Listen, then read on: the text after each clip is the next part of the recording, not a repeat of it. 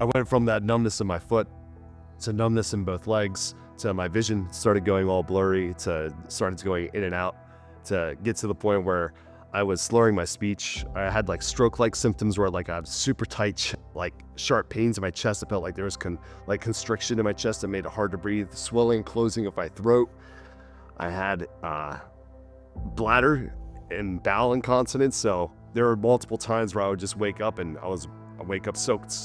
I thought it was sweat, but come to find out, you can distinguish the smell pretty quick. And I was soaking myself in urine every single night. And so it didn't take long. Doctors got an MRI and they said my brain was, and I quote, lit up like a Christmas tree. And so I was diagnosed really fast. I consider myself fortunate because when it comes to multiple sclerosis, which is the disease that I'm diagnosed with, a lot of people fight and struggle through this long, arduous pathway to finally get a diagnosis because symptoms become, MS is typically referred to as the snowflake disease, in that every person's experience with it is going to look different.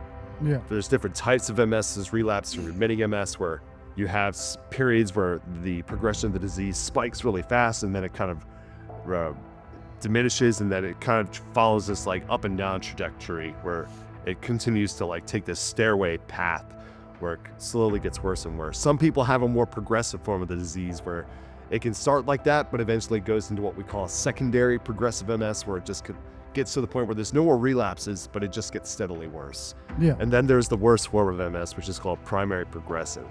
And that's where basically the disease just takes an upward chart where typically there aren't relapses, but it just continually, steadily gets worse and worse and worse. And there is, unfortunately, there's no cure for that. There's no cure for MS. And so when I was initially diagnosed with MS, I had doctors that kind of thought that was where I was landing because of how fast my disease was progressing.